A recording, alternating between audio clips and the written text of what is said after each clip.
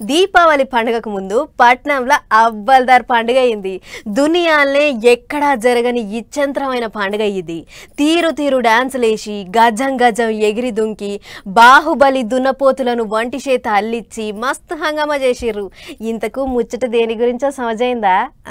మన సదర్ పండుగ గురించే. ఇక చూడుర్రి పట్నంలో ఎంత అవ్వల్దారుగా అయిందో. బంజారాల డాన్సులు, పోతరాజుల విన్యాసాలు, అమ్మవార్ల పూనకాలు, కోలాటము, అక్కల ఆట పాటలు, ఓ చిన్నగా లేదు సంబరం. అంతా పటాసుల లెక్కనే పేలినాయి. ఎందుకంటే పట్నంలో యాదవ రాజుల సదర్ పండుగ ఆ రేంజ్లో అయ్యింది. మరి ఎన్టీఆర్ స్టేడియంలో అయిన ఈ సదర్ సంబరాలకు సీఎం రేవంత్ రెడ్డి సారు పెద్ద సుట్టం లెక్క హాజరుపడ్డాడు. ఇక సారెమ్మటి తోటి మంత్రులు వాకిటి శ్రీహరి, వివేకు, పొన్నం ప్రభాకరు, ఇంకా పొంగులేటి సీనన్నలు కూడా వచ్చిర్రు. మొదలు సీఎం సార్ పెద్ద పూజలు చేసినాక అటెంక సంబరాలు చాలా అయినాయి. యాదవన్నలు ఒక్కో దున్నపోతును తీసుకొచ్చి వాటి బలం అజం చూపిస్తుంటే జనాల సంబరం చిన్నగలేదు. ఈలలు కేకలతోని స్టేడియం అంతా దద్దరిల్లింది. ఇక చూడుర్రి ఎట్లున్నాయో. పెయ్యి మీద నూనె పోస్తే సర్రున కింద పడేంత నున్నగా కటింగ్ చేసిర్రు. అట్లా జర్రసేపు ఆడిచ్చినాక గింతల పండుగ మీద 4 మాటలు మాట్లాడిండు సీఎం సారు. యాదవంక ఖదర్ హైదరాబాద్ సదర్.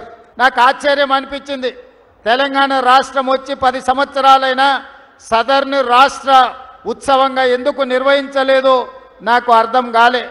కానీ రాజకీయాలకు వెళ్లకుండా తక్షణమే సదర్ను రాష్ట్ర ఉత్సవంగా ప్రకటించడమే కాదు, రాష్ట్ర ప్రభుత్వం తరఫున నిర్వహించడానికి అవసరమైన నిధులను కూడా కేటాయించడం జరిగింది. గదన్నట్లు యాదవన్నలకు సర్కార్ తరఫుకెంచి ఎసొంటి అక్కరవడ్డ సీదొచ్చి నన్ను కలవచ్చు, మీ సమస్యలేందో చెప్పుకుంటే 100% తీర్చేటట్లు చూస్తాం, అది మా సర్కార్ బాధ్యత అన్నట్లు మాట్లాడిండు సీఎం సారు. ఇక సార్ వెళ్ళిపోయినాక మళ్ళా చాలు దున్నపోతులను వీళ్ళాడిచ్చుడు, వాటి ముంగట వీళ్ళాడు. అట్లా బ్యాండ్ సప్పుళ్ళు తీన్మార్ దరువుల నడుమ పండుగ జోరుగా అయ్యింది. పబ్లిక్ కూడా బొచ్చెడు మంది వచ్చిర్రు. మొత్తానికి యాదవంక కథ హైదరాబాద్ సదర్ అని పోయినసారి కంటే ఈసారి ఇగిత జరగనే అయ్యింది పండుగ.